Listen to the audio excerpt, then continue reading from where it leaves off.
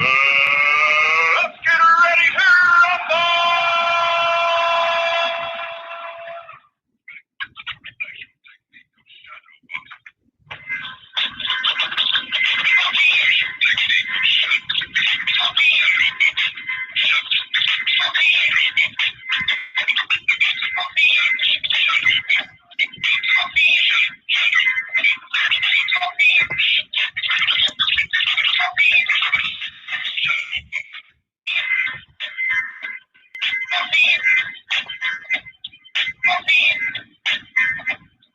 Yeah.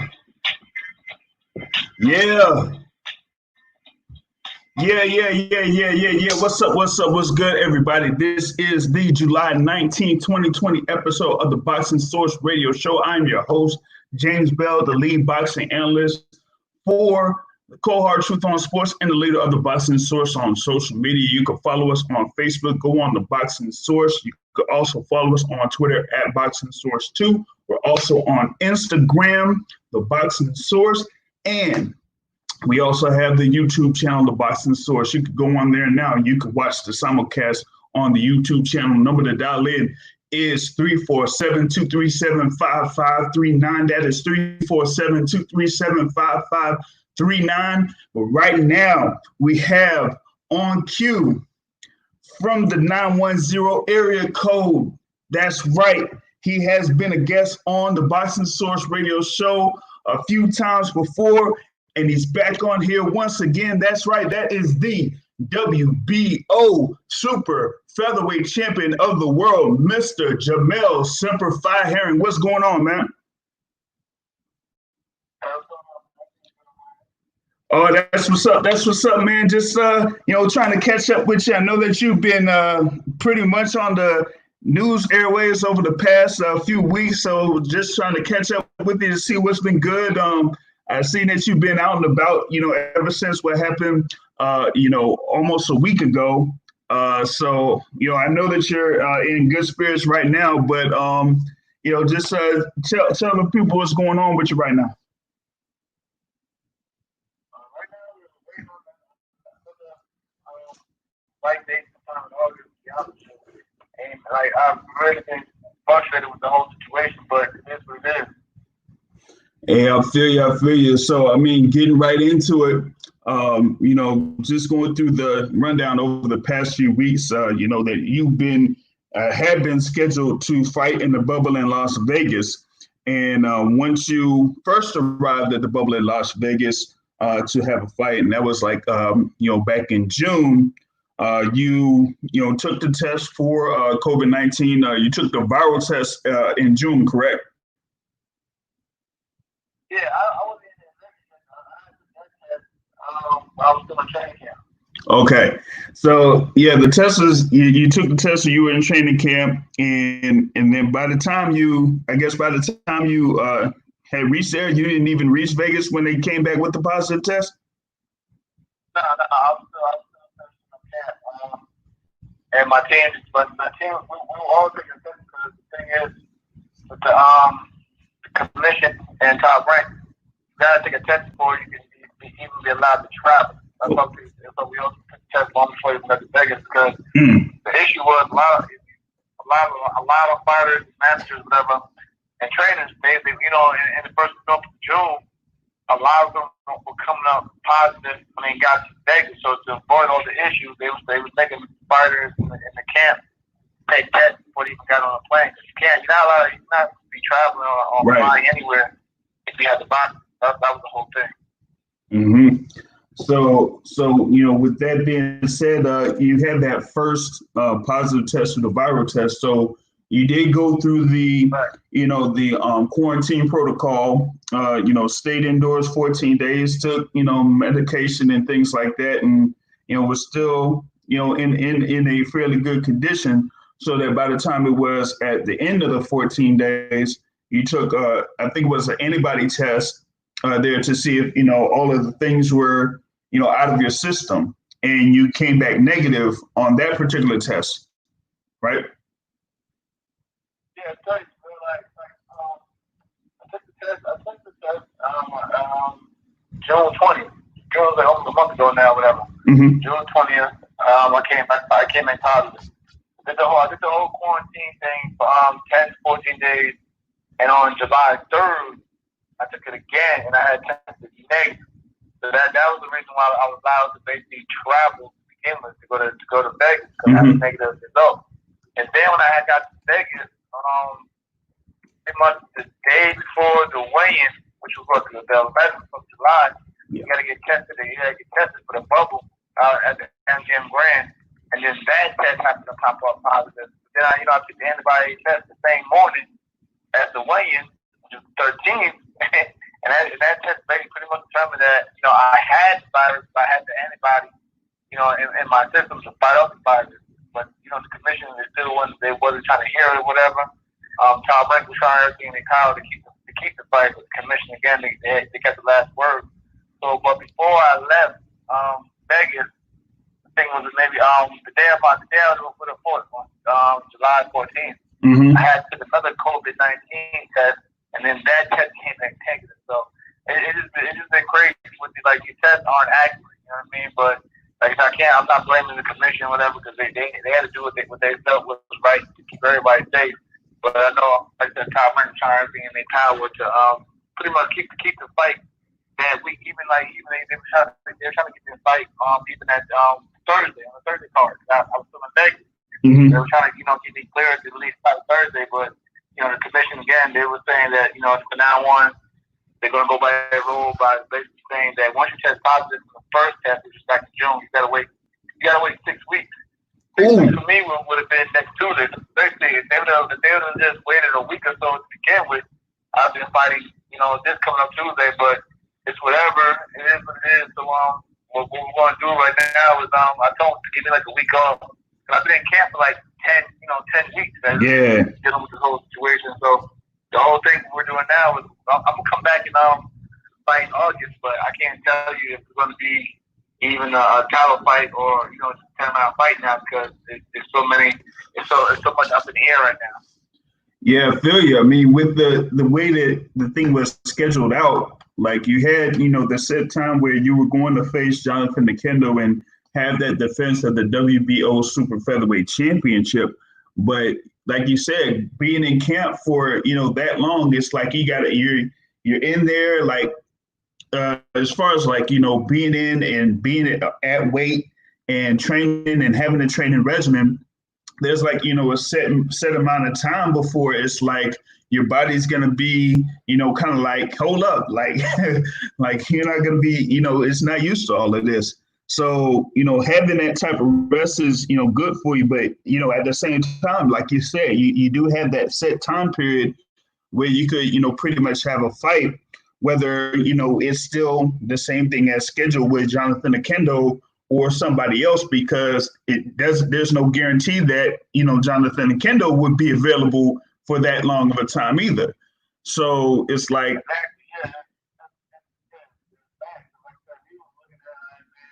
I was actually so bad for him, because like I said, he agreed that to wait for the delay after the last card got canceled. Well, it got pushed.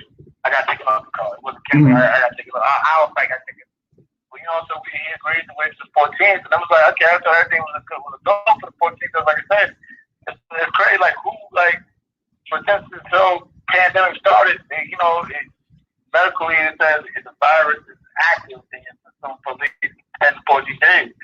Like I said, I had caught it, back in June. So you mean something that almost a month later that I was supposed to be walking around here with the virus again. When my team actually took the test, the Sandy Option test in Vegas, nobody on the team came back positive. Wow. Just me. Wow.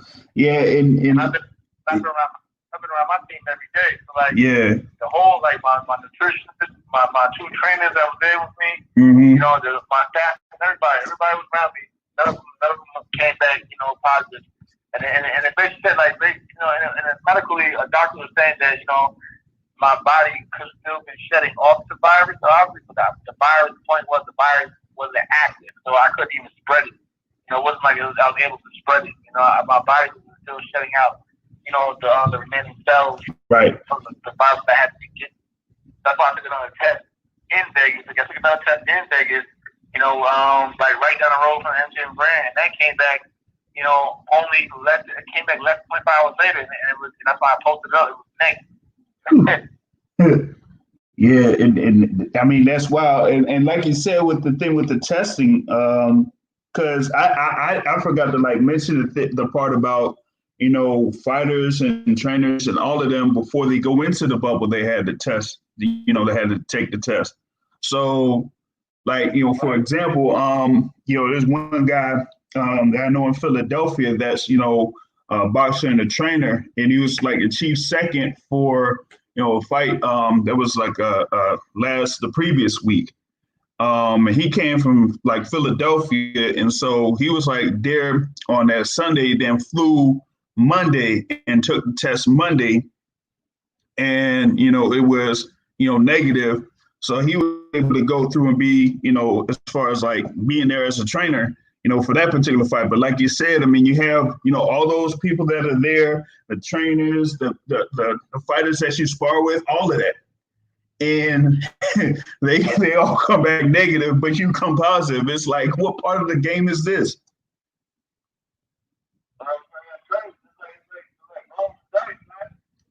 Yeah, it's something. It's like, Russian roulette. I don't know what it is, because and the crazy part about it when I had initially talked about it on Monday is that once they removed you from the card, they had moved the co-feature bout to the main event, which was Michaela Mayer versus Helen Joseph, where Michaela Mayer had to be rescheduled because her test came back positive.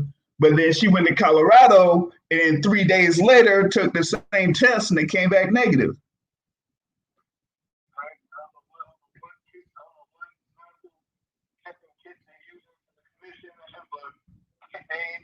Not doing justice by the fighter or the teams at times, man. Like I said, I took that test direct. I took the antibody test the same day they called me up saying I was positive. The antibody test basically was saying that I had the virus, but I had an antibody to fight off the virus. They don't accept that. Then the next day after that, night of my fight, I took the morning of that day, I took the COVID-19 test all over again. And that clearly came back to not protected. I posted up the date, the time, and everything. It was like 11:40 something in the morning. Yeah, he posted receipts. I was like, how was it that now, a full 24 hours later, I don't have the virus anymore? Like, come on, man. Yeah, it's very crazy sometimes how these testing results and what they where they send it, how they analyze the tests, and what's present and what's not present in them. And it has, like a lot of people confused about the whole thing. Crazy. And another thing is, people don't notice.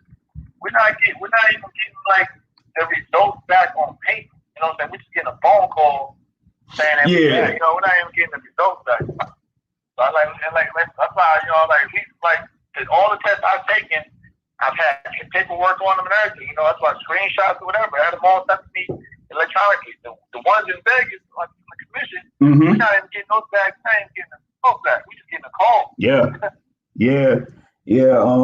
My guy that was in Philly, man, he had took the test. They took I think it was like a mouth swab or something like that. Then he was just, stuck in a hotel, the whole time, waiting on the phone call for that day. And if he ain't get the phone call, then he was, all good to go. So I was like, it's like, man, you don't get a phone call, you're good to go. But it's like people around to get a call saying if they could or not. It's crazy. Like, you just basically waiting the whole day, the whole morning to see if you get a phone call or not. And like they told me, but it was like, listen, if you don't get a phone call by 7, you're good. So right. 7 o'clock came, I didn't get a phone call. So I thought I got a call around like 7:30, 8 o'clock, and then about your test result came back. I'm like, what? Oh man, come on, yo, that's flawed right there. That is flawed. Like, cause like he said, I mean, they pretty much have a time when they usually call the people to give them like the positive test results, and it's like 7 o'clock. So if it's past 7 o'clock and you ain't getting no call, then yeah, you should be good to go. You should be, ready to get at it for the, next day or next couple of days or so. But to get it like 45 minutes after, I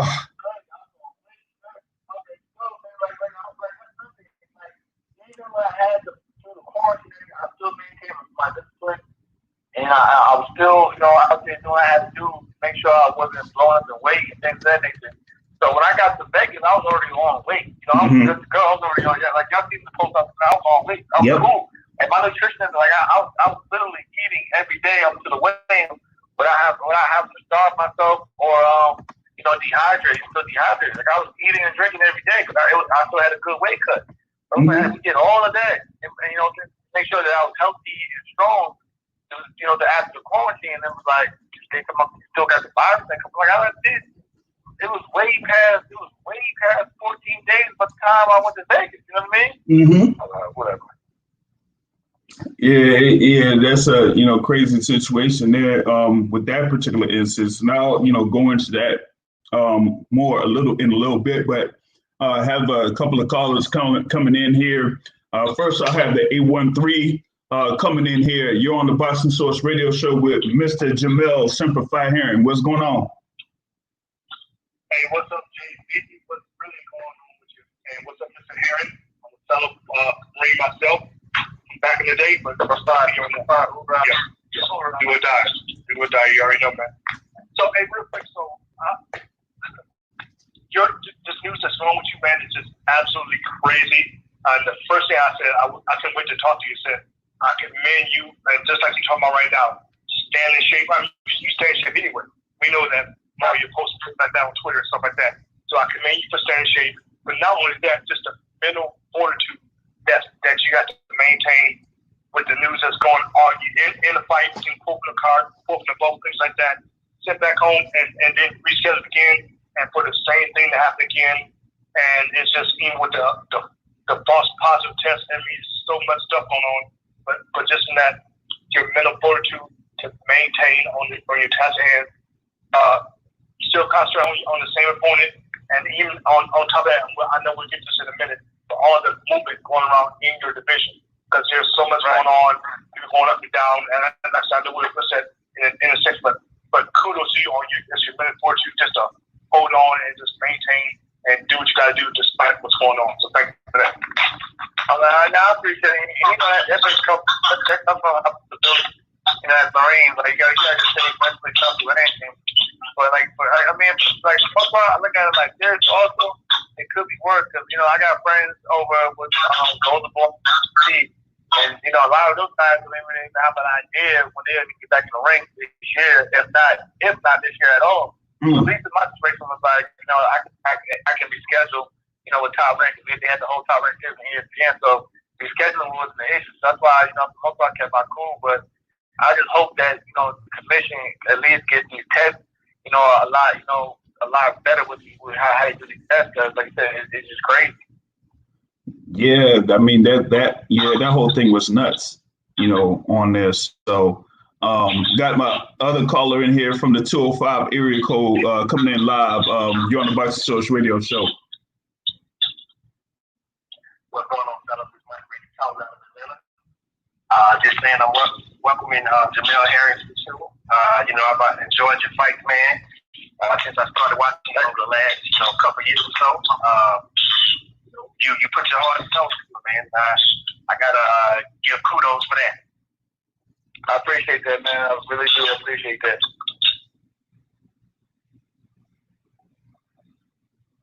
Yeah, and I wanted to kind of get into the things that you were talking about with staying in shape and all of that.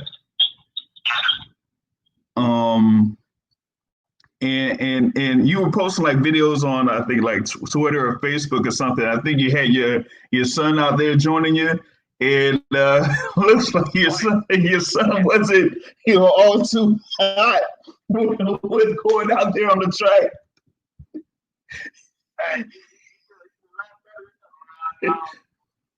Yesterday again, I guess mentally he knew what he was getting up into. He had a better outlook. Yeah, that first day, I happy birthday, buddy. So he wasn't no quitter. Yeah, because he was running that I think it was like a 100 or something, but by the time he got to the end of it, he was looked like he was looking at you like, man, why you having me go through this?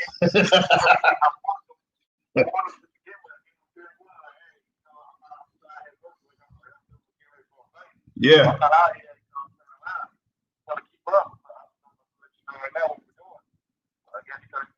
But like I said, the second time around, he did a lot better. But yeah, that birthday, he wasn't telling me at all. We ain't even put the whole car ride back home. Yeah, I know he was a little bit heated after that one.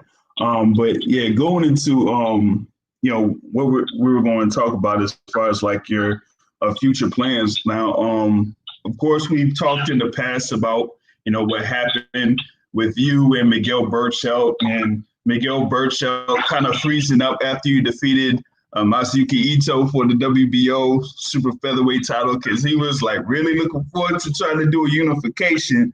But once you won that WBO title, he had a little bit of change of plans right there. So, now it's like you've had your defenses. You've won in your mandatory defense against Lamont Rose Jr. So you would have had this fight coming up, and then they were planning to match you up against Carl Frampton. But after that, you were kind of planning on, making a little bit of a move towards the 135-pound division. Right. Because, it seems like, with all the movement that, we're talking about, like Terrell said, you have Shakur Stevenson moving up from 126.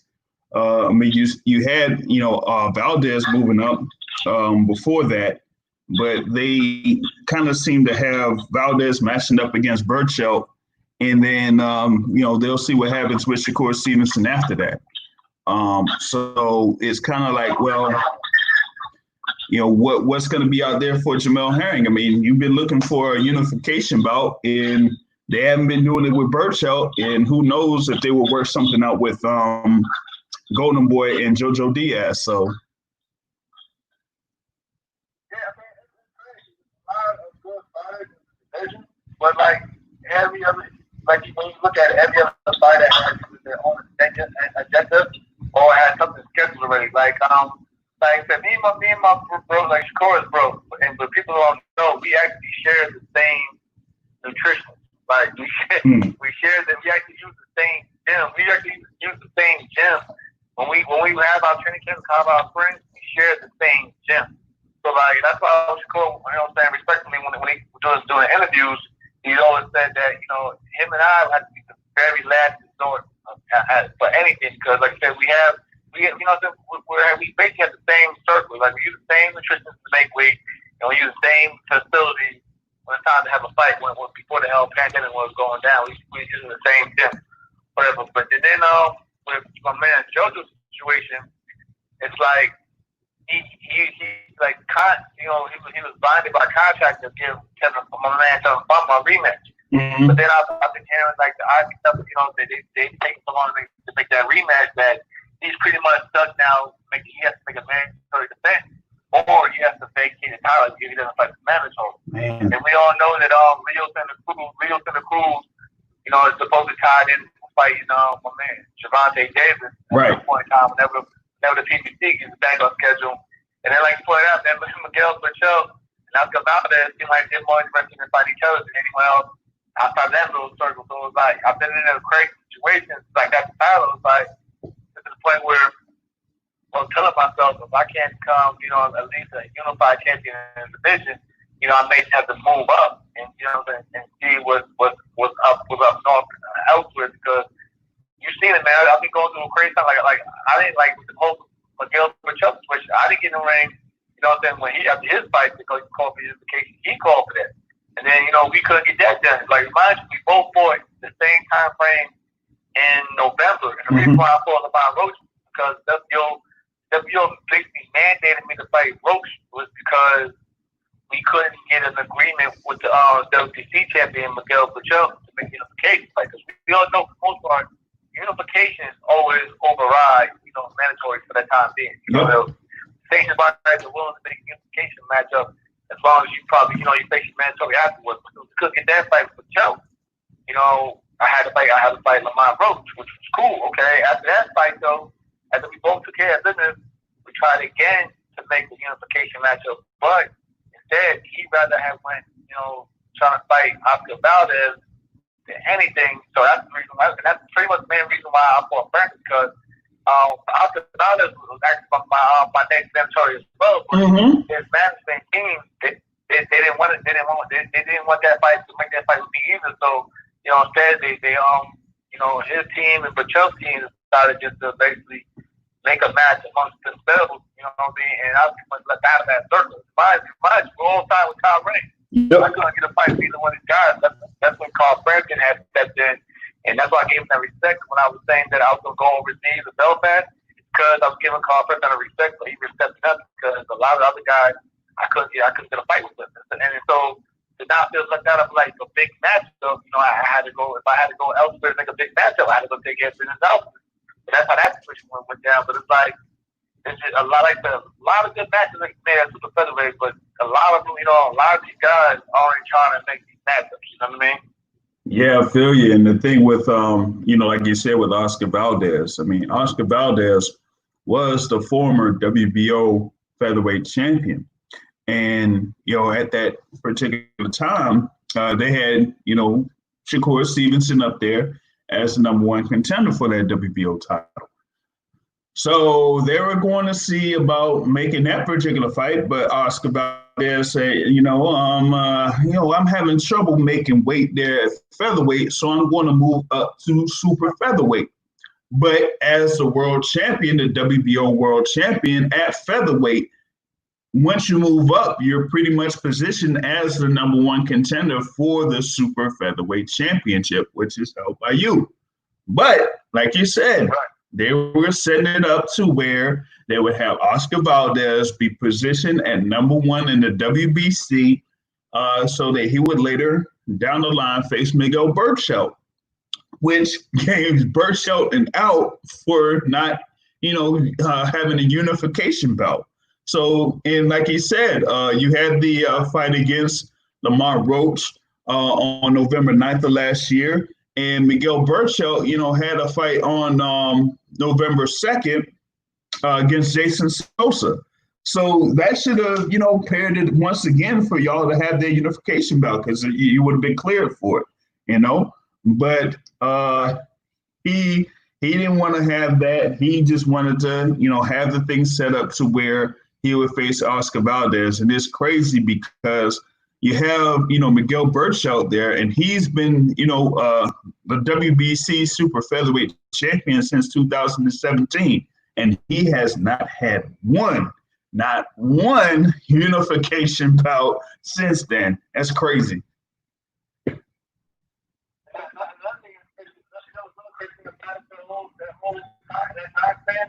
If we go back to November, before me and Lamont even fought, Oscar Valdez, was actually bumped down. They actually bumped Lamont number 2, and they put Oscar Valdez as number 1 in the station. But that tells you right there, he was like that. After the Lamont fight, Valdez was already set up to be my mandatory fight, and I was cool. I was actually cool for making that fight. I didn't mind fighting Oscar either way, but like, it tells you right there, he still has his mandatory spot for anybody, even over Lamont. Even though Lamont he had to fight on contract, he moved Lamont ass out the way. Valdez, and the team still was, I ran into them. I ran not too long before November 30th, and the press conference Carter Vegas. I ran into Valdez, and they was cool. I don't think he's ever an option. They was like, look, Chad, we respect you, but we're just looking to go in a different direction. And I actually spoke to Oscar personally after he fought Adam Lopez. When he was walking out the ring. We spoke like a great moment. He came out with my respect, and I congratulated with him. But like, That was last time I heard from Oscar Valdez on the team, and the bench. You know, it just the whole switch for him himself. Yeah, man, it's crazy. I mean, I have this thing on the simulcast where I went to the WBO and I looked up the World Boxing WBO rankings of October 2019, right before you were going to fight Mark Roach. And yes, they did have Oscar Valdez there at number one over Mark Roach Jr. I mean, it's just crazy how they organize all of that. But then you still had that as a mandatory defense. So it could have cleared everything up for you to fight Oscar Valdez, but they didn't want that fight to happen either. So, just give your perspective amongst them, talk about shoulda, coulda, woulda, stuff like that. Why do you think there's a reluctance in wanting to fight you? Is it because of that you as a high risk, low reward, or is it money, or just simply don't want to fight and lose that title or lose that position? What is your opinion with all that you experienced and talked about? Please. I mean, the first thing you said, I did at one time. I did think that there was a higher risk, low reward, but when I put the top rank up the whole the show, that pretty much would have been for the both of us very high payday. So definitely, so you had to basically cross that out. And I think it just came down to just for me, some more of the style. So if you look at Miguel Butcher, like I said, Miguel is a good fighter. Like I respect him. He's number one in the I get number one. Won the bitch for a reason because he's made 6 titles. I give him that respect, but I don't think he's a pushover. But I think it still comes down to the style. You watch last year opponents, most of those guys are orthodox fighters. Who want to run a brawl and tangle. Look at the when he fought man Jason Sosa. They was for the 3-4 rounds they were going toe to toe. You know what I mean? But when you put a boxer in the mix that's also a southpaw, it can make things a little bit difficult. And I think he's seen that up close for Ito, and that's when like I said, like he stepped in the ring on call for unification. So we basically was calling his bluff afterwards by taking the fight. We just never got it. Yeah, that was crazy there in that instance there. Jamel, you got anything else to follow up with that? No, that's good stuff right there. And I think one of the main things there right there, southpaw and style matchup. They don't want to look bad because, like I said, you put a box. We have so many examples of boxer versus puncher in boxing history, and sometimes it comes out one way, sometimes it comes out the other way. But we already know that Burchell's been in place. He's been fighting certain type of fighters, and he has fought a true boxer like you. And at that point, we already know you lie on your feet, use your jab, you got energy to rock the fight. We know that. And at that point, it's like we don't want no parts of that, and it's going to make us look bad. And we don't want to go to cars, things like that. So, and people also forget though, you know what I'm saying? Like the little things on paper matter. Like I'm actually taller. I'm taller than him. Like you guys take pictures with him when we linked up in Vegas on Valdez last night. We ran each other. I'm actually bigger than him. He's a bigger puncher, yeah, of course, but like I'm not gonna let you just bully me physically like that to begin with. And plus, like I said, if I got a box, I'm gonna box. I'm not gonna stand there and bang at you, 12 rounds. Like it won't even last for rounds. I'm not that dumb or ignorant. You think I'm gonna just bang with Miguel Butcher for 12 or how many rounds? So and I know him as a fighter and team as a good team behind him. They see all those things as like it's just a bad style matchup. I mean, maybe does get to win whatever. It still would be a hard, rough matchup for him because it just could be on the side. So I can understand that on the business side, but that's we spoke in Vegas, and then there was no hard feelings. Like that's like for people, that's just the business side of boxing. Like business first, because at the end of the day, you can't sit and tell me that a unification matchup isn't bringing any real money to the table. So it's not one of those things with like a high risk reward.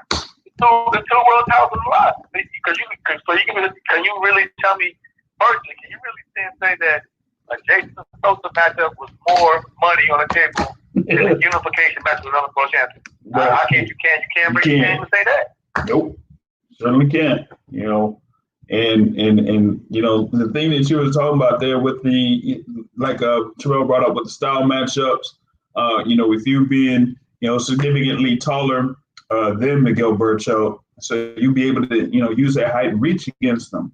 And, you know, I kind of find it interesting that, you know, not only did they, you know, kind of like set up the whole thing with Miguel Berchelt and Oscar Valdez, but Miguel Berchelt was able to, you know, have a fight over in Mexico City against Elizar Valenzuela. And it was, I must say it straight up, it was one of those, you know, Mexican type fights, you know, where they're able to have, through the commission, approved, you know, a guy that is, you know, there with a record of 36-1, going up against a guy that's 21, 13-4. And I'm like, yo, come on, man. Like, how are they going, you know, how are they going to have those things, you know, happen there in that instance, and then just, you know, brush that aside like it's nothing. Yeah, like I said, I just basically give, you know, what I see and what I know. But some people come and be like, oh, you begging for the fight, or you just talking crazy, or McGill was the. All I say is this, like, you know, people, all right, listen, I'm not trashing Miguel. We put our differences behind us, you know, whatever, we see each other in Vegas at the end of November. Mm-hmm. All I'm saying for the people that always say that, oh, he'll knock you out in 5-6 rounds, then why didn't we just make the fight yet? If my talent was easy to take, yeah. I'll be honest with you. If I got a weak world champion in my division, and we on the same street, whatever, with the same promoter, and I have the opportunity to take your title, I'll put every fight to the side to make sure I make that fight. Yep. It happens, like I said. Every time, like, look, man, you go to boxing team, Google boxing team, just type both our names, and he personally said that he has no interest in a unification matchup, or it's one thing is that, or it's just that the fight's not big enough. Okay, well, I'm not gonna argue with that, but the point is, if it was an easy fight, because think about it, be real. Even when Jeff Moore had your title, all the PBC welterweights were calling for him. He's on the other side of the street, but they were calling for him. You know why? Because everybody thought that Jeff Moore was easy money. Mm-hmm. It was easy work. It was a quick fight to have a knock under Harry Russell talking about adding another world title to their, you know, their resume. Yeah. But like I said, like so. And what's the difference with me? You know what I mean? If it was easy money and I was going to get knocked out as easily, I'm pretty sure Miguel and the team would made that fight in November, and it's what he's kind of talk right now. Yeah, exactly, man. I mean, it's funny because they say it's like, you know, if you want to go ahead and you know, get that title, you'll do what it needs to be done in order to make that unification bout happen. But, you know, with Miguel Berchelt, you know, like I said, before that Ito fight. At the end of the day, man, I think that's bad. I look at it like this. If I was that easy work, you know, I was a bum or whatever people want to say when we argue about that fight, you know what I mean? I would have been, you know, I should have this fight, you know, in last year in November. But like I said, there's a reason why no one's taking this fight. It's to the point where you see me personally, you know, because like I said, I'm a fan of the sport, and I'm a sportsman, and I don't have to be an asshole, you know, and I ain't got to, you know, downplay anybody to make a fight. But you see the point where I was saying, like, listen, I'm cool with Golden Boy. If Golden Boy want to make a unification with my boy, that's my teammate, my living teammate. Y'all know Trigger's my living teammate, but listen. Yeah. They don't make a unification with Sojo, we can go ahead and right. I have no issues with PBC. I've been with the PBC. We all know that. If Leo Santa Cruz wanted, you know, I called for that fight. I never got a response. You know what I mean? So it's to the point where I was actually, you know, myself, I've been trying to make, you know, a unification matchup with any of the world champions. You know, and not because I feel like, you know, they're bums or easy to beat. No, I think they're all good fights. But I bet to myself in the beginning. And we all see in boxing today, there's too many damn world titles out here that the only way to separate yourself from other champions, you got to start unifying titles. You You know what I mean? And if you look at it, I've been the only one out here calling for unification matches with anybody. But when it comes to other champions, you really never hear somebody say, "Oh, I want to fight Jamel Herring all week." Because I like I say, I don't like. I can give you. You can have all the A-side advantages. You can have it in your state or whatever to make the fight happen. Because I don't really care for that like that. But I still never got it. Nobody ever came and said, "I want to fight Jamel Herring." Yeah, they never, never mention your name. Not any of those champions or anything like that. And the thing with you're talking about Leo Santa Cruz. The funny part about it is that Leo Santa Cruz had that fight for that belt, and that belt was vacated, by Gervonta Davis, and now they're trying to set up that fight between Gervonta Davis and Leo Santa Cruz.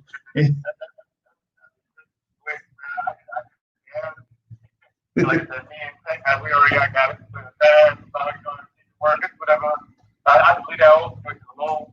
Like I said, I'd like to shock to even agree, even go back down the weight. We've seen the issues with the weigh-in for the Gamboa fight. So I was like, man, he was really determined. Yeah. Right, Leo, he's actually willing to go back a little weight, and to fight Leo. But it is what it is. So I just like me as a fan, I'm just sitting back and just watching everything that goes on. But like I said, if you got to spend my frustration, I'm like, well, I'm just gonna get no action at 130. So I'm about to just move back up to 135. So I'll be looking at it lately, but right now I'm just taking it one fight at a time. I know the Frampton fight is definitely going to be a go. Yeah. Sometime in November. And I was even willing to take the like I said, like for me, I'm not really big on the whole A-side, B-side. Just like I said, I've been on the B-side when I upset the A-side fight. I would even want to take the back seat from the co-main event. For the main event, to even fight on the Wilder Fury, the third fight. So I was like, hey, put me on that card with Frampton, and we can build it up from there. Yeah. Yep. I mean, and when they did start the thing about you being matched up against Frampton, I was part of that movement to like say, hey, let's get Jamel Herring paid, let's get him at least $1 million, for the purse on this particular fight. If you have him go over to Belfast or whatever it is to give him that $1 million. So I was like partly leading the charge to get you as much money as possible for that particular fight. Once they will be able to lock that down. So kind of looking forward to that particular matchup. But like you said, you're still kind of like in the on the fence as far as like if they have something that's going to be set up for you here within the next 2 or 3 weeks or so for you to go back to Las Vegas to have that particular fight there, regardless if it's for the super featherweight title or it's not.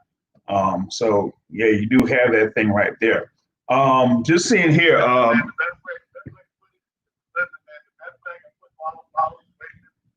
And I'm not comparing myself to him, but just go back and look at the I'm not comparing this guy in terms of like skill. I give him much respect, he's all of fame. But go look back at the career of Winky Wright, seeing that southpaw that people didn't want to deal with, and how Winky was left out. You'll be honest, like Winky, the first thing that he was left out of a lot of big matches, even given opportunity until the middle towards the end of his career. Mm-hmm. That's how I look at it. Like, I don't take it as, what I'm saying, oh, you're just on bum with him. Like, look, it's just difficult. It's hard. It's difficult to deal with. And people just don't like the style matches. So I look at it like that. I look back at my, Ricky Wright, one of my favorite fighters, coming up. So I look back at his career and I'm like, I understand. Look at Marvin Hagler, another southpaw. He wasn't getting the respect until, because it's like that. Again, the middle towards the end of his career. Yeah, and you talk about Winky Wright. Yeah, he was kind of like on the outside looking in until we had his fight against Sugar Shane Mosley. For the belts. That was March 13th, 2004. It has to be March 13th. Well, I know it's March 13th because that's my birthday. Number one, and number two, I went to that fight. So it took until that particular point for Weekie Wright to kind of like be in there to kind of like prove himself as the the top guy. And once he did that, and then he won the rematch against Shane Mosley, then that's where his career shot off, and that what basically kind of like led him to become an eventual Hall of Famer later on down the line. So yeah, you could compare yourself to.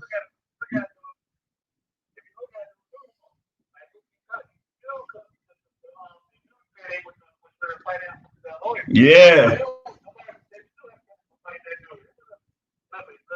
That's why we moved up the middleweight to fight Stan Taylor, the light heavyweight to fight Hopkins. So you say, man, but when he had to move up, move up and down the weight division, just get those those high profile fights. Mm-hmm. And he had that fight with Tito Trinidad at middleweight, I think, too. So that was pretty much his. Yep, and that was pretty much his I guess his other high profile fight other than the two Mosley fights. So that was basically all he had at that particular point. But yeah, we're going to be pushing for you to get those big matchups because like you said, you've been trying to get these unifications and they're just not answering the call, and that that ain't right right there. So. Just check seeing in here. Mike Grady, you still with us?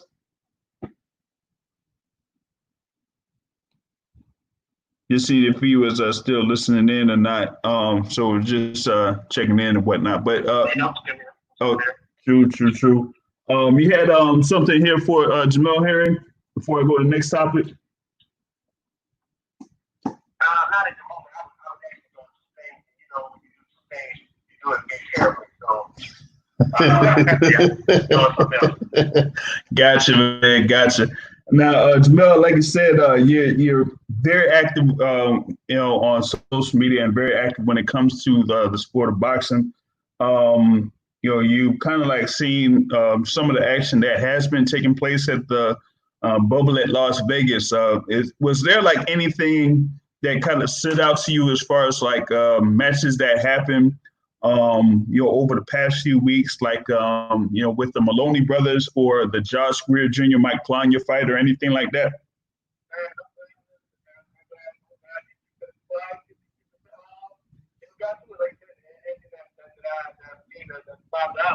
Definitely, yeah, man. It's a lot of being upset. That's why, like, nothing. Like, if I felt like I wasn't ready and I was still going through the whole, cycle of the virus, I would have been like, he's just like, hey, keep pushing the fight back to another day or so. Because, like I said, there's been a lot of upsets. A lot of these guys coming in as opponents, and they've been doing their thing. I mean, hell, look at Clay Collins. Now he went from basically being an opponent. Yeah. Now he's cut to the point where people keep calling to see him. You know what I mean? He just fought again. You know what I mean? So it's crazy. Like I'm not like this, man. I don't take nobody for granted at all. Because, like I said, a lot of really fighters looking at, this is their golden ticket. So, you got to stay in your A game. But I was shocked what happened to my man Josh with Greer. Mm-hmm. Even though I knew that was going to be a tough fight because I knew the opponent. Like, I've been watching the opponent. And, that dude never can. He doesn't come to lay down. So I knew it was going to be a tough fight. But I thought, Greer was doing, do what he had to do to pull it out. And go from there, but yeah, man, it ain't a joke. Yeah, the thing with Mike Planya, I mean, they kind of like were saying before the fight, this is something that Josh Greer, had to watch out for. And, in the previous fights that Josh Greer had, it didn't look like he was, completely, impressive in those fights. And Mike Planya, was coming in there and he was, fighting at a division above Josh Greer Jr. was. So once they made this particular matchup, it was like either, Josh Greer had to do something to overwhelm Mike Planya, or Mike Planya might be able to walk through those punches. And that's pretty much what he did kind of early. And then he was still able to get that, hook in, pretty much throughout the fight. And so, Josh Greer hit the canvas in the first and sixth round. And Planya was able to get that victory over Josh Greer. And yeah, I thought that was a, fairly surprising bout right there. in that one. And, the other one was the thing with the Maloney brothers. They were, featured for that week. And then, you had the first bout that was there. And, and when I say like he was just not ready for that particular bout, I was like, oh man, like Franco was, there and he just got in him. Yeah, man, I think the film was just taking in, due to the whole pandemic, they started coming in with the Maloney situation that it was just gonna be, a tune-up or whatever you want to call it, Mm-hmm. and just to keep them busy. And like, man, you got like that's how I was gonna have my fight. Like, listen, man, when you got a world title on the line, you can't expect these guys come there and think they're just gonna lay down. Like, man, you got to go out there and set that tone in the beginning, earn that respect. Because if you get these guys confident and they feel they can roll with you in there, all they're gonna do is, for the most part, get stronger and better as the fight went on. And you've seen that with Frank's situation; he just kept coming. And I know Robert does too, but I've been to his gym. Them dudes, the pandemic did not slow them down because Robert's gym is literally in his backyard. Yeah. His gym is set up in his backyard. So it's not like during the pandemic when they had buildings closed or whatever, gyms closed. No, Robert's gym stays open 24/7. So I know those guys was working, and Franco basically proved that. Oh yeah, and yeah, he just kept coming and and Maloney, Andrew Maloney was just not ready for it.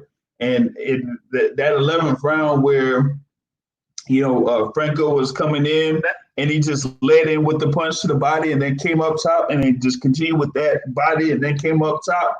And that was just, that just overwhelmed Andrew Maloney in that one. And I was like, man, yeah, he was just beating him down in that one. Right. So they had that particular bout. What was another one here? I mean, they had the latest thing there with Felix Verdejo. He had that one, first round knockout win there. Carlos Takam, being able to come in at semi-short notice. We had come in with, his dad transitioning. I think it was like a week before the fight, and he was still able to go in there, take care of business, and defeat Jerry Forrest there by unanimous decision. I thought that was another good little bout right there. Yeah, man, there's a lot of good, exciting fights. So I mean, I've been entertained. Of course, you had some matchups that people felt that they shouldn't be on TV, whatever. But like, give Top Ranking now ESPN credit. They're doing what they can. You know what I mean? People complaining about some of these fights, but if you look around, a lot of these promoters they haven't even jumped back in the boxing yet. So you guys just be happy with what we got. But for the most part, they have been some good matchups, especially on the if I could say like on the pocket level. At least I love how these prospects are getting a lot of shine on the main flagship. You know what I mean? So that's what I like more about the series. Like we get to see, the younger up and coming talent, showcase what they do on the national level now, and like I said, watch their careers grow. Because who was the dude? I think what's his name, Elvis Rodriguez at junior welterweight. I like the dude. You know what I mean? The dude can fight. I still fight live, but it's good to see him back in there. Coming back and his profile is grown. Mm-hmm. Yeah. And that's, the one thing that, I was like talking about in the months leading up to these first set of fights at the bubble is that, this could be, the opportunity for those prospects to be, featured, on their, on these particular bouts. And so like, for those that want to get themselves out there, they should be able to jump at the chance to kind of like have that opportunity to be a part of one of these cards here, because we've kind of like went through almost 7 weeks or so of these bouts coming through. So and you see what happens with somebody like a Clay Collard. You see how his profile done boosted up as far as he did by being part of this. So I'm kind of like seeing, some of these other fighters that are out there, see if they could, be part of this, particular thing at the bubble. And I know that they have, what is this coming up? Oh yeah, Oscar Valdez is going to be on here Tuesday, scheduled for Tuesday, and I think what do they have? I was trying to see what was on the slate for Thursday, but I can't find that here at this particular point. But yeah, I mean that's what we have here until what is it, like August 1st is when we have like anything of another promotion coming up other than the thing for Golden Boy, which I think I'm trying to find that Virgil Ortiz Jr. Is supposed to be coming up there. So that's what we got coming down the pipe there. But we still have to have you in there in action. So we got to see if we can get any updates for that, so that you can be in the ring sometime in August. So that's what we're looking forward to.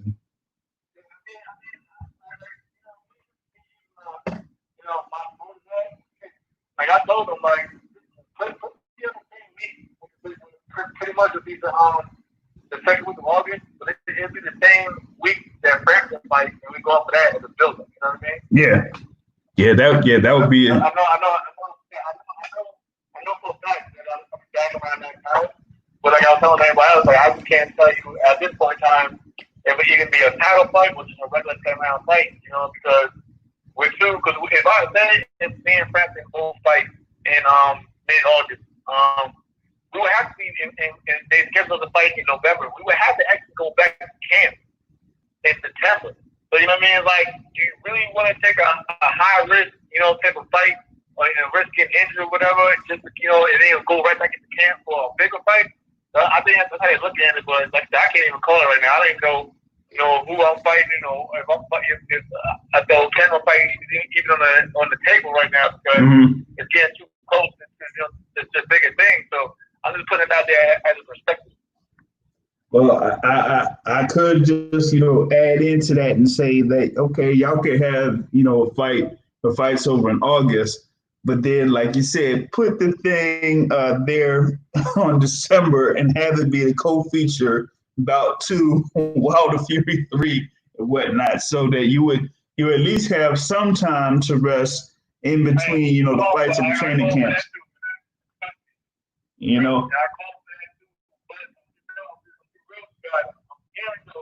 November is going to get a big card as well. That's why, I've been hearing some things going on, so just look out for that. And you'll probably when you think of the conversation, you'll see where I would have been. But I've been hearing a lot of something big was to come off in November. That's what they're trying to, they're trying to build the card in November.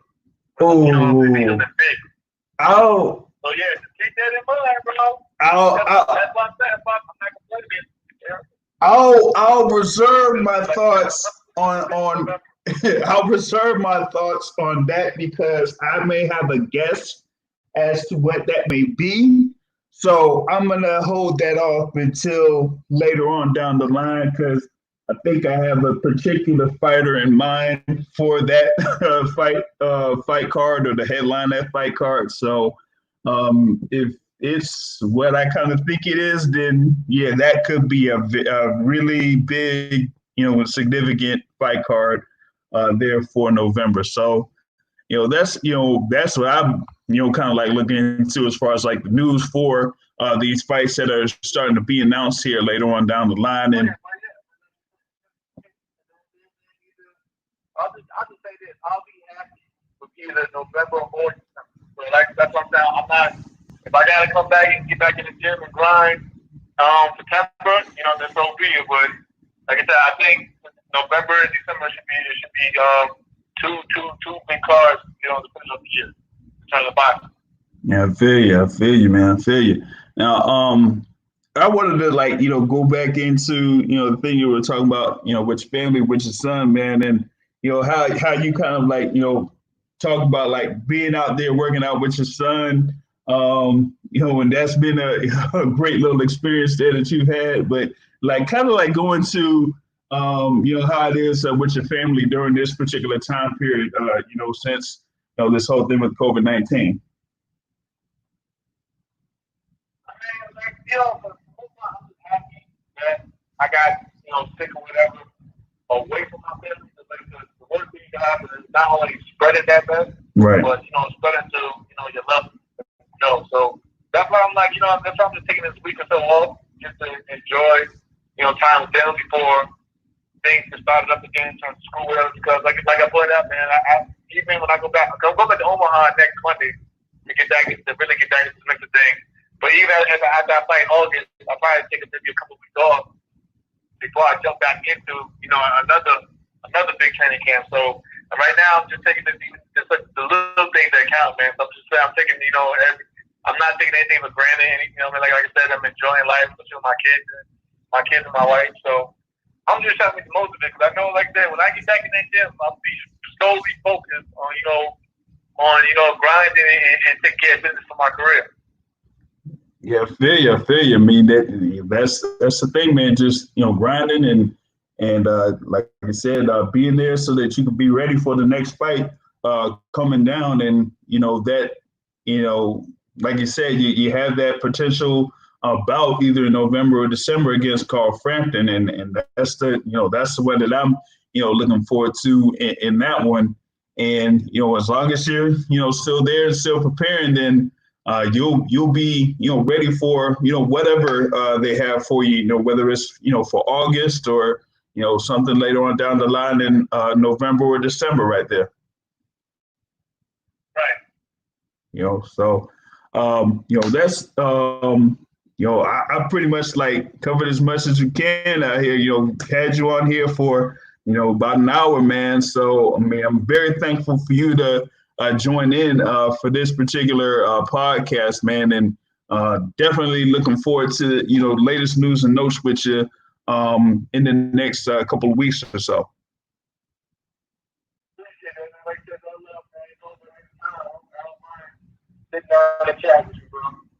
Oh, no doubt, man. Just thanks very much for coming in there and taking the time to be part of the Boxing Source radio show.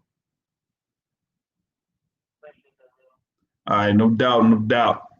So there you have it. You have the WBO super featherweight champion of the world, Jamel Semper Fi Herring there, to join us. He went through, as much as he possibly could, and as far as like what the situation was, over the past few weeks or so, when it came to the testing and everything like that.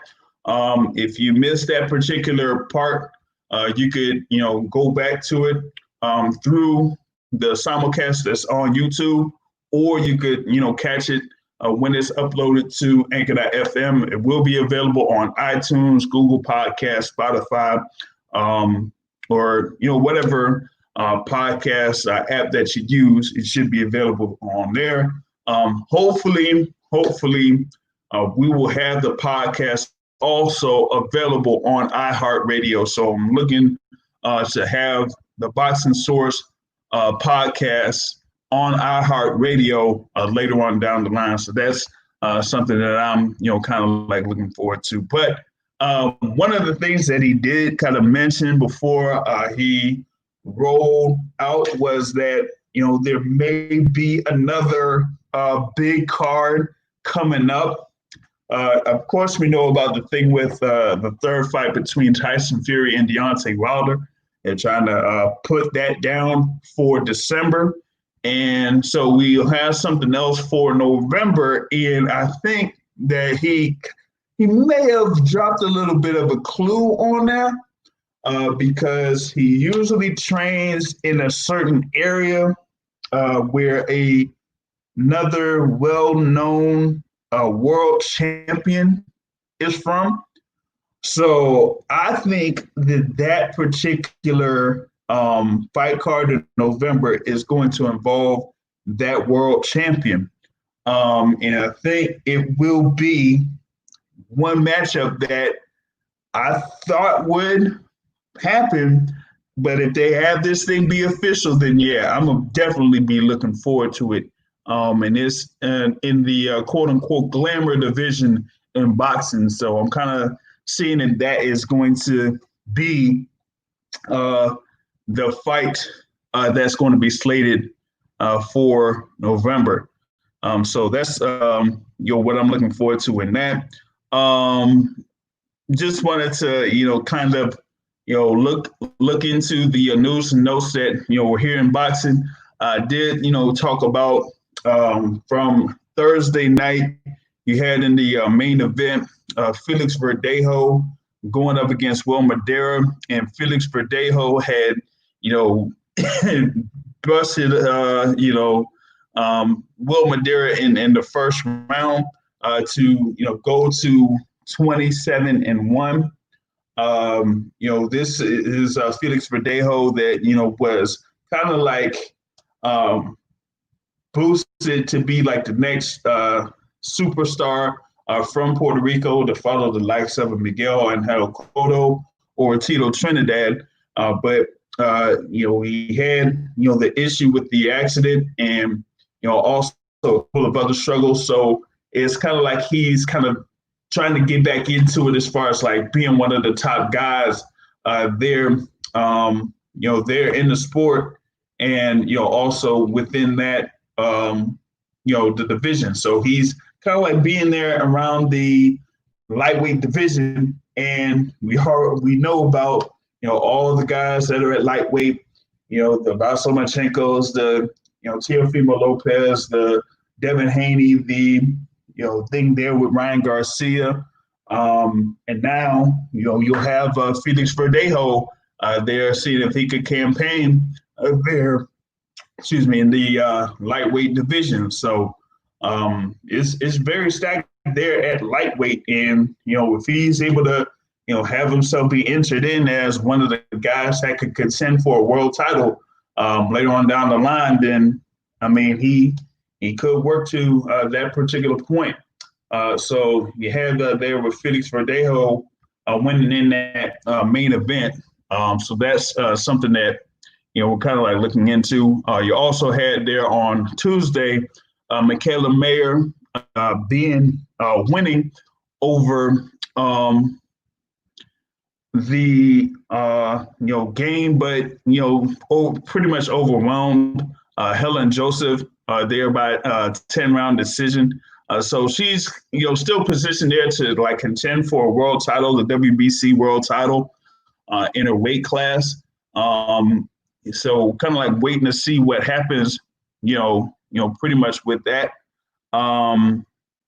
So they kind of like saying that they want to position Michaela Mayer there for that world title. And she is like slated, like I said, for the WBC world title there. And that is, currently held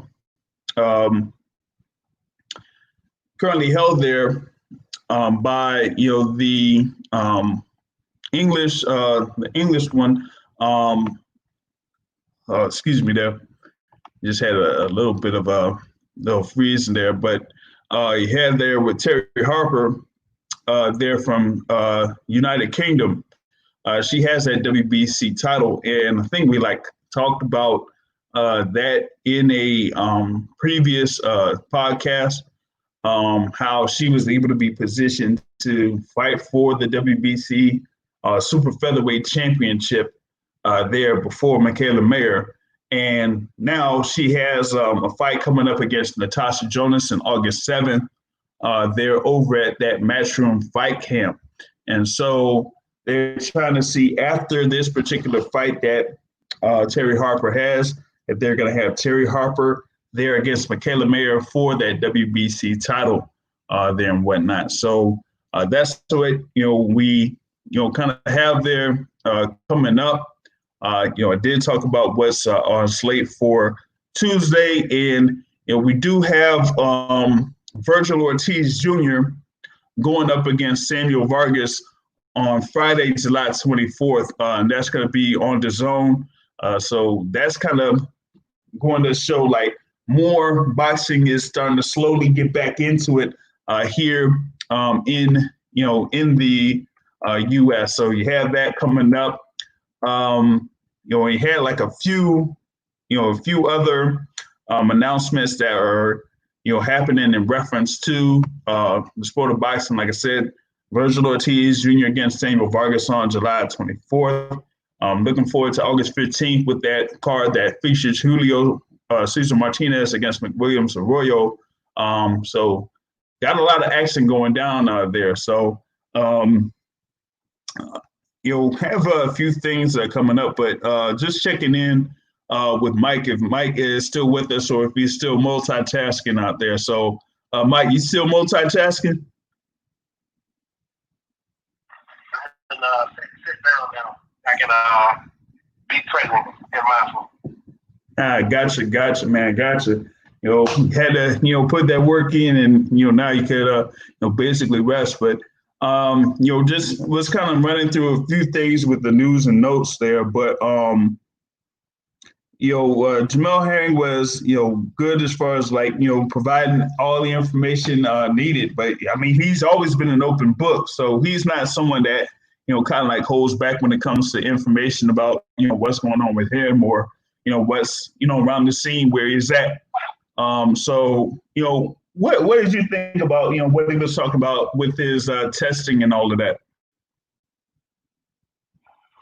I didn't really hear. That's why I stopped looking at that. I was being as mindful as I could have. So you missed out on that one. So you missed out on that. Gotcha. But I'm present now. I can talk about the fights on Thursday if you want. I'm sorry I wasn't present. Oh, the past Thursday, like the thing with Verdejo? Was that Verdejo? Was it another fighter? Was that 2 weeks ago? Where the fighter, he was kind of lanky for the division and he was strong. He kind of had like real nice movement and stuff. Was that 2 weeks ago? Or Verdejo with the main fight last week? Verdejo was the main event on Thursday. Gotcha. But was there on like a card beneath him? Was there like that lanky guy who fought? I don't know, but the dude looked real good. Like I think that whoever that guy is, I gotta find his name, but he will be something to reckon with. He was a Mexican guy, I guess. I think he was Mexican. I'm not sure, but he didn't fight like the normal Mexican style. He, was very kind of slick, but he was long for the division. Will put you in the mind maybe of a Canelo, had power and things like that. But Canelo don't fight like the regular Mexican style. He fights differently. So, was that 2 weeks ago? Was that this week?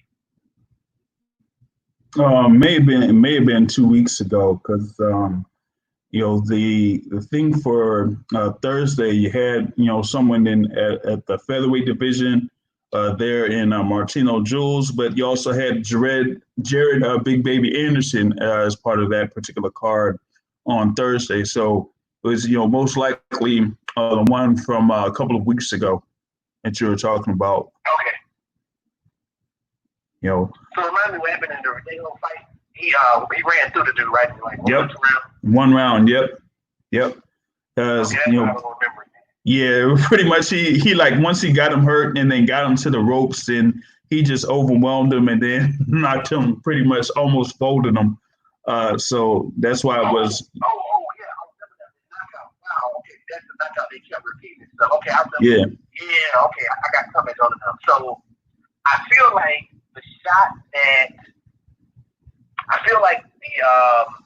the uppercut did a lot of damage, but the shot that really that did it for him was like the shot right after the uppercut, which was like the looping right hand, like the overhand looping right hand. Yeah. That landed like on his ear, behind his ear. I think that was the shot that really did it.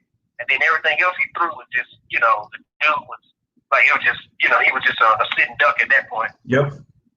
Yeah, he was pretty much a sitting duck on that instance.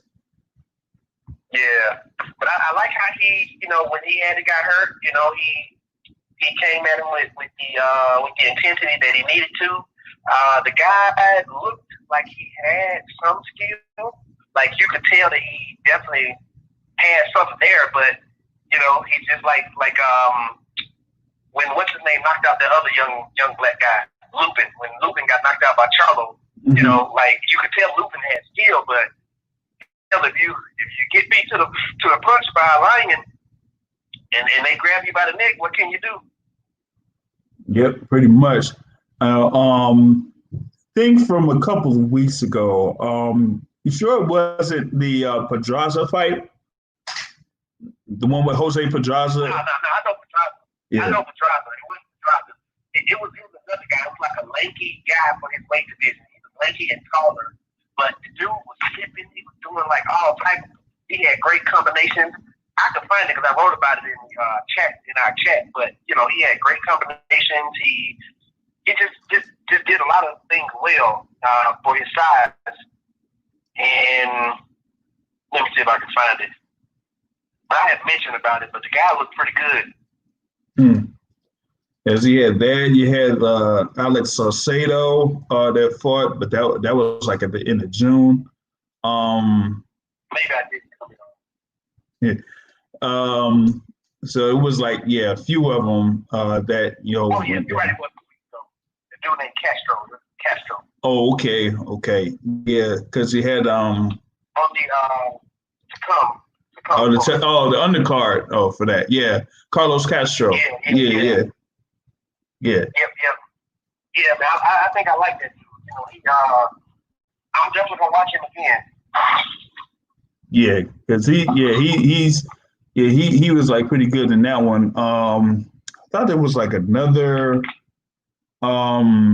it was like another fight that was on there where they were like boosting the guy up, and he was part of the main event because they had moved him up to the main event, but he wasn't like all that impressive in his win, because he had like won by decision or something like that. But like they were like trying to boost him up like he was going to be a world title contender, and he just didn't, he didn't like finish off his opponent. He said he had issues with his back or something like that. I was like, I had to do a little bit better than that when you get against a guy that, you really shouldn't be in the same ring with. But I mean, you had that, and you had my thing with Carlos Takam, I was like impressed with that, with him being able to, go in there in short notice and being able to defeat Forrest. And Forrest just showed up and just didn't really do that much for most of the fight. It took him until like round 6 or round 7 for him to do anything. And that's the guy with one left hand and 2 right feet, right? Yep, that's right. That's right. And I was like, man, come on, man, you got to be able to, step in there and say, hey, you had the instance where, he could have fought on February 29th over in Texas, and that fight fell through. And then they put him in here again, and he was supposed to fight Jarrell Miller, and that fight fell through, but they still kept him on the card. And they called Carlos Takam, and Carlos Takam said, hey, all right, hey, I'm here, man. I could do it. I could come over, and I could be ready. And that's exactly what he did. He was ready for it. Yeah. So you do have that. A lot more than what he was. He's ready more than Forrest was. Oh yeah. Yep. That's true. Now, I had like a couple of things that was going through the news wire, but there was that part about Michael Hunter. And you had recent news about Michael Hunter not being renewed under Matchroom Boxing. So he's basically a free agent, and kind of like find that interesting because we had that fight against Alexander Povetkin last December 7th. And I mean, for me, I thought, after the first couple of rounds, I thought he should have been able to defeat Alexander Povetkin. But he allowed Povetkin to get back in the fight, and it ended up being a draw. And I'm like, Michael Hunter should have been able to, overtake Alexander Povetkin and get that win. And because of that decision, you see what happened with Alexander Povetkin. They put him in a position to fight Dylan White for the WBC interim title, and Michael Hunter's, sitting around there with no fight, nowhere, no how. So they're like, we can't find something for you. So we're gonna just, not renew, the contract. So he's like up in the air right now, and maybe he could join Top Rank or something. Maybe they could have him in there. Yeah, I think his stature, his like body makeup will make him not. He will only have success against guys like Povetkin and things like that. And even there, you see that, like exactly what you said, which I'm paraphrasing. You wonder if he gave a bit more, could he have edged Povetkin, and it would not have been a draw. Mm-hmm. You just always want something. It's like, that's my first time watching him, and it's like, yeah, you want. Can you give a bit more? Can you, risk yourself being fatigued just a bit more? Like I get it, you can't be Anthony Joshua and go balls against the wall and gas out, but at times it just looked like all he had to do was just crank it up just a little bit more of Povetkin, and he would have landed the shots and stuff, and gave Povetkin a reason to quit. So if he's not fighting guys like Povetkin, guys like maybe Joseph Parker, guys like short guys, but guys relatively short to like the super heavyweights. Mm-hmm. I don't think he'll have success. I don't think he'll have success against Deontay Wilder, Tyson Fury, Anthony Joshua. I mean, him and Dylan White, who knows? Dylan White at least throws punches and tries to knock people out. So it's just questionable if he would win that. Maybe Joseph Parker could win a boxing match, but it's just hard to see and know with people at his same height level and stuff like that, how well he would do. Topic on Deontay Wilder, I question, let's say he got that dent in his head from Tyson Fury not having, padding his gloves. I wonder how will he fare in the future, because, head injuries are real in boxing, and will he be like Bermane Stiverne, going forward? That's my question. Should he, is this time of him being off all this time good for him? And should he be off longer than the damn pandemic? And even then, should he not even box anymore? That's my question about Deontay Wilder.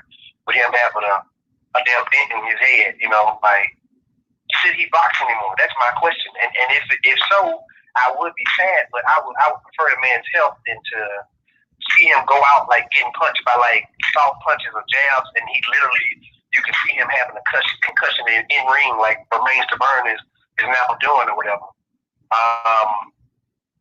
Yeah, I know I skipped subject on me, but that was also my thought. Okay, so going on to two things here. Michael Hunter, there, like you were saying, with him having the height that he does, he would have a very tough time against the likes of Tyson Fury or Deontay Wilder or Anthony Joshua there, because they're significantly taller than he is. When I've seen him in two separate occasions in 2019, like the first two fights that he had in 2019, the one over in MGM National Harbor, he had a quick win in that one, and then he went up against Sergey Kuzmin, and the fight against Kuzmin, I thought that fight would have been something that would have kind of, made him be, a little bit more on the impressive side that says, okay, hey, he was able to come from cruiserweight up to heavyweight, and he is able to really do some things here, in the heavyweight division. Yeah, he had a few wins, against likes of Martin Bakole and Alexander Usmanov, but, against a guy like undefeated Sergey Kuzmin, who kind of came in there a little bit heavy. So I thought that I would have seen, Michael Hunter be able to move, pretty good there in that particular bout, but it was kind of not that impressive to me in that particular instance. And, following it up with the fight against Alexander Povetkin, I mean, you were overwhelming Povetkin there in the first two rounds, and then all of a sudden you have him slowly get back into the fight. and makes the second half of the fight be back and forth between y'all two, and that's what ended up having that fight end up being a draw. So I was like, that kind of like really got me there in reference to Michael Hunter. So him facing the likes of a Deontay Wilder or Tyson Fury or Anthony Joshua might not be good for him, but someone like a Joseph Parker maybe, or it would be interesting if he would be there against the likes of a Adam Kalnacki. That could be an interesting matchup there, or against a Charles Martin too. That would be interesting because right now at this particular point, it's still they're having him as teetering around the top 10 or so within the heavyweight division. So if they're saying that, then I mean maybe he can get himself in a position to kind of like fight for a world title later on down the line. But I think him against the Joseph Parker would be a very good matchup to see where both of those guys are at this particular point of their careers. Oh yeah, definitely. That is definitely a good matchup. So you do have that, and the thing with Deontay Wilder, we got to see like where he's going to be at in this particular point. We had the thing where he got hit in the back of the head. He said that he suffered an injury with his arm, that he had to go in for surgery for that. But looking at videos that have been out over the past few weeks, it seems like he's pretty much at a 100% or something like that. So maybe he'll have those preparations ready. It's still going to be a good almost 5 months or so before the third fight with Tyson Fury. And the previous year he had that we had that gap where not the previous year, but 2018, where he had fought Luis Ortiz in March, at the beginning of March. And then in December, he fought Tyson Fury that first time. So he's had those extended, type of layoffs before. But, it kind of is a little bit up in the air as far as like how he'll end up being if he does step into the fight against Tyson Fury sometime in December. So that's one thing to kind of like look into. One thing that I'm seeing here is that saying that the former super welterweight world champion Julian J. Rock Williams says that he is planning to move up to 160 pounds after 2 fights. And he, recently had surgery, around his eyes. And then he said that he wants the 2 fights to be, one being an interim bout, and then follow-up bout with a title shot against the winner between Jason Rosario and Jamel Charlo. So he's like, he wants to have those 2 fights and then move up to 160 pounds. Like for me, I don't know about this because I feel like he's there where he needs to be at 154. The losses that he had, against Jamal Charlo and against Jason Rosario, both of those guys seem to be significantly bigger than Julian Williams. So for him to like say that he'll move up, I don't know about that. As we know, like how this thing is with a lot of these fighters, they're at a higher weight and then they move down to the weight that they fight in. So for J. Rock Williams there, it's like, what is he, coming down from in order to fight at 154 pounds? Like, it's not like I don't know if he's, walking around at like 175 or something like that to get down to 154. That's something that Jared Hurd does, or something that Jamel Charlo did. But someone like Julian Williams, if he does that and he goes from whatever he's at to 160, then he'll be fighting guys that are coming down from a 175 or up to 180 down to 160. Will he be able to kind of handle those guys at the middleweight division if he does that? I don't know.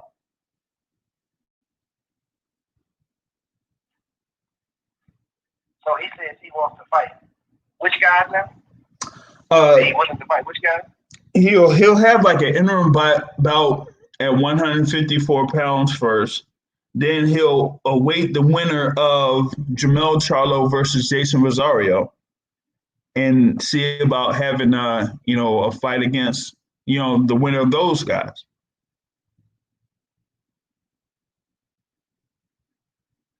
And so where do you normally fight at now? 154. Okay, but you say he's debating on going up. If he don't get those guys, what do you say about him going up now? That if he goes up to 160, it's going to be tough for him, because when he lost to Jamel Charlo, like he, for those first 4 rounds or so, he was doing good as far as like boxing well against Jamel Charlo. But once Jamel Charlo was able to get to the inside and hit him with uppercut and the power shots, like J-Rock couldn't really handle it that much, So I see like the same thing happened to him against Jason Rosario earlier this year, where once Jason Rosario was able to get to the inside and throw power punches, that J-Rock wasn't able to handle that. So if he can't handle that at 154, I don't see how he's going to be able to handle that at 160. Yeah, I would tend to agree. I would guess that he thinks that he will be that much faster and, float like a butterfly, sting like a bee. But, if they got the damn fly swatter and they hit you, it's going to be exactly like it is every other time when he get hit by the fly swatter. The guy concussed his ass, and that's real interesting though. I would be interested to see his rationale behind that, for what guys he thinks he can exploit at 160, which may be a strategic thing. May be something strategic that he feels that he can beat a particular guy at 160, and that pass may be a little bit easier than going against the bouncers that are going to keep coming at him and hit him with that one shot that just takes him, his wits out. But maybe he don't think that. I mean, I'm not saying he does, but maybe there's something there that the guys that did beat him, which is Rosario and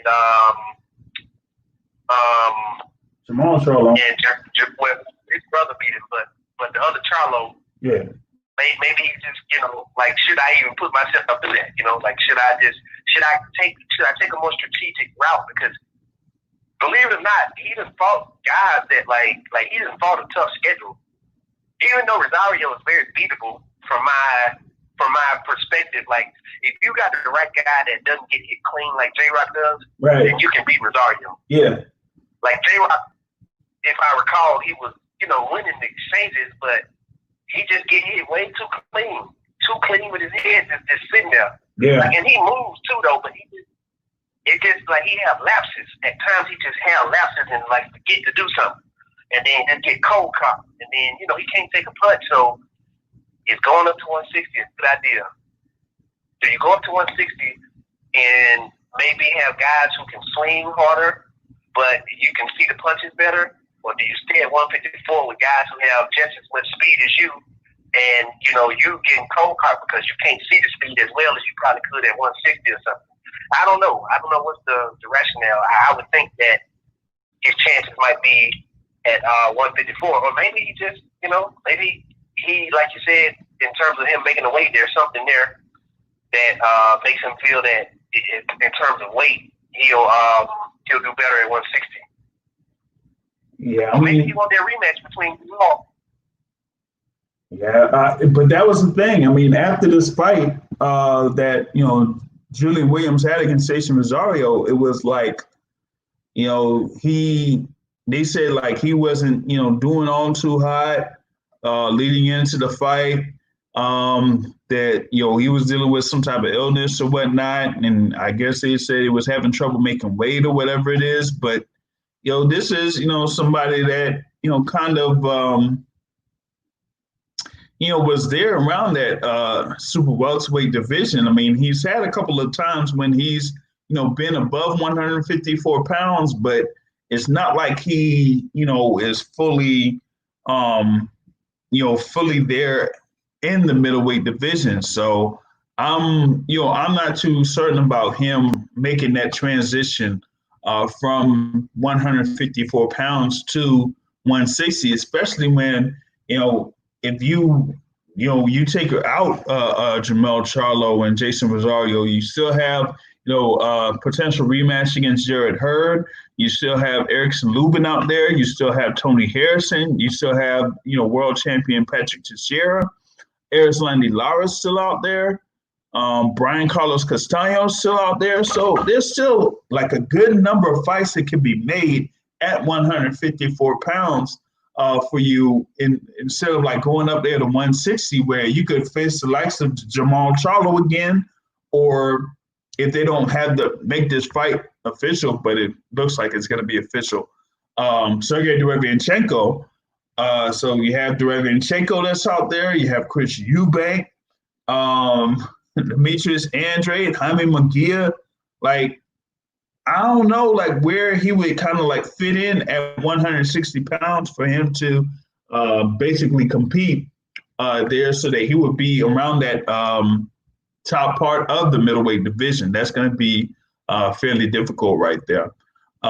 So you have that news. I think I had mentioned the thing with Efe Ajagba. Efe Ajagba, I think he's kind of leaning towards being part of Top Rank. I don't know if that's official or not, but he does have, he did agree to be with Jay Prince. So Jay Prince is his manager now.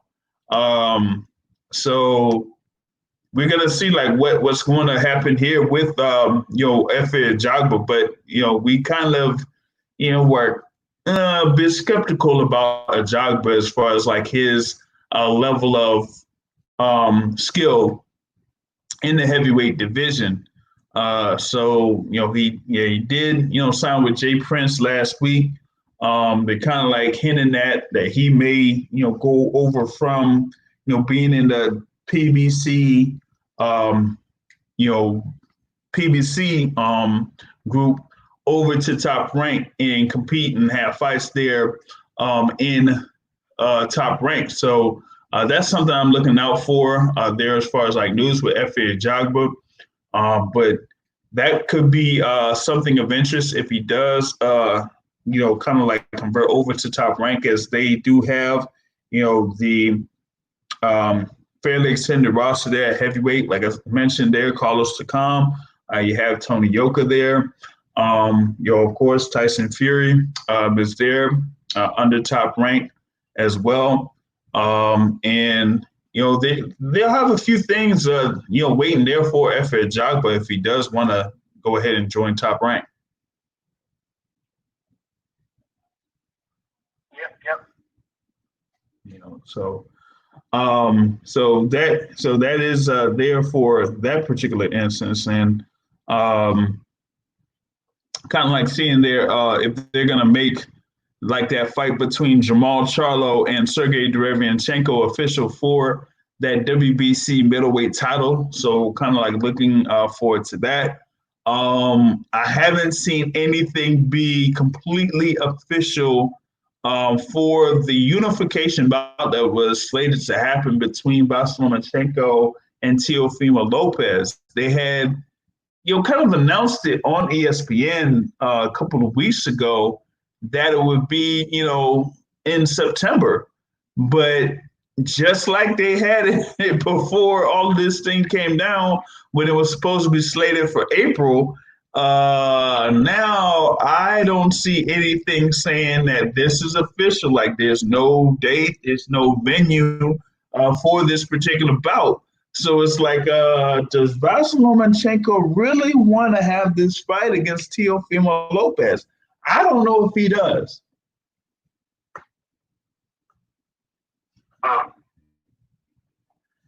Because it's like it's like Teofimo Lopez is like rubbing his hands like, yo, I'm ready. I'm ready for this, man. I'm ready for this. I've been waiting for this. I've been waiting for this moment. And it's like Vasyl Lomachenko is kind of like, I don't know, man. I don't know.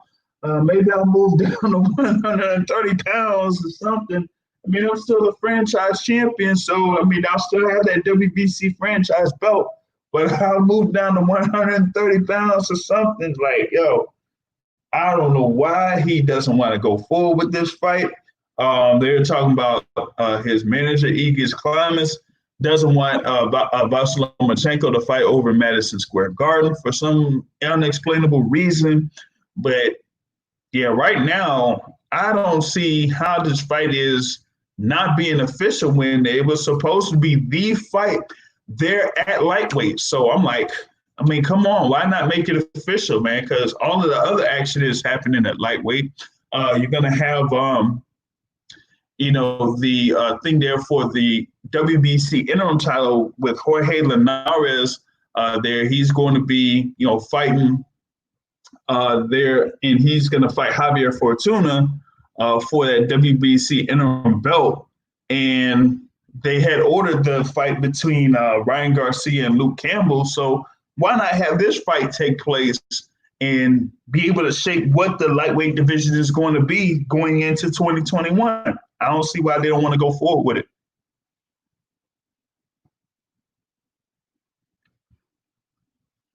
Yeah, I think it's interesting because with the Lopez and Lomachenko fight, it just offers challenges on both sides. I mean, Lopez, you can't deny his confidence. You can't deny what he does in the ring and what he brings into the ring, but hasn't he ever done it for a consistent 12 rounds? We still have yet to see that. I mean, in whatever bout I've seen him in, I've never seen him like have to. Well, I can't say he's never had to, but he hasn't had to dig deep much. Right. Lomachenko is used to going 12 rounds, controlling the pace, doing whatever he needs to do. And if he got somebody in front of him that's a boxing bag, that's when he shines the best.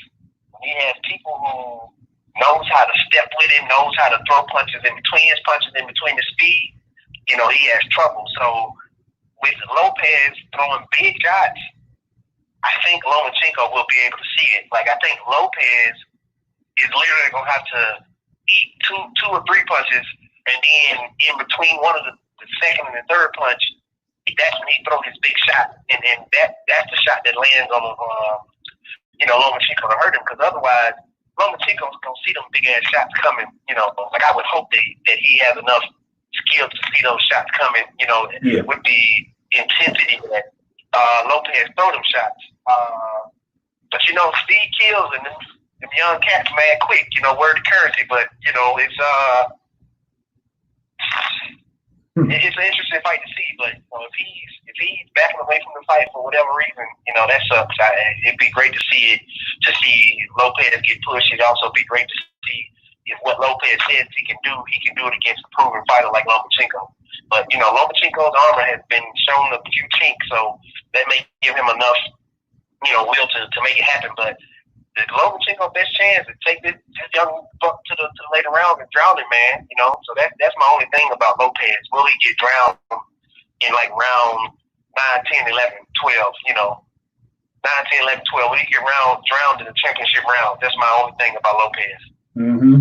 Yeah, the thing with Lomachenko, I mean, he's had issues with guys that could really time his shots and time his movements.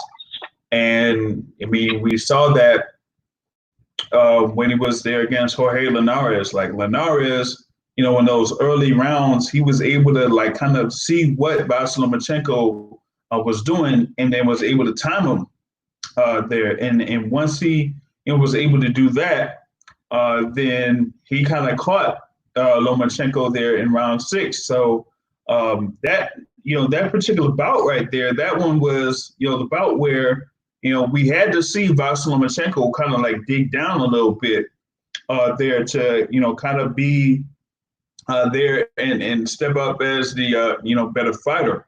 But other than that, he really hadn't had to do that up to that particular point and afterwards. So I would like to see like how he does here against the young, very confident guy in Teofimo Lopez. But with Lopez, you got to see if he's going to be able to get Vasyl Lomachenko to a point where he could actually hit Lomachenko cleanly. Because if he could hit Lomachenko cleanly, he'll be able to spark him. He'll be able to spark him. I know that. But I don't see Vasyl Lomachenko trying to be there in close quarters against a Teofimo Lopez. He's going to try to get his range. He's going to use his foot mobility and use every single part of the ring to get, pretty much get away from Teofimo Lopez, or to try to like have him, at a range where he can't really sit down on his power shots. So that's something that I'm looking for in this particular fight, if this fight does take place. But I just don't see it's not looking good as far as like this particular fight actually happening, because like nothing has been named as official for that particular bout as of yet. So that's what I have in reference to that, man. But at this point, I mean, I'll be closing out this particular podcast. Once again, we thank WBO super featherweight champion Jamel Semper Fi Herring for joining us here at the beginning of this podcast. Like I said, you can catch it on YouTube right now, or when it's available on iTunes or Google Podcasts or Spotify or whatever your favorite podcast app is. We're going to have another show here next week, July 26th, 7:30 p.m. Eastern Time. Like I said at the end of every show, folks, supporting boxing is to hit and not get hit, not to stand and trade. On that note, folks, I'm out. Have a good evening, everybody.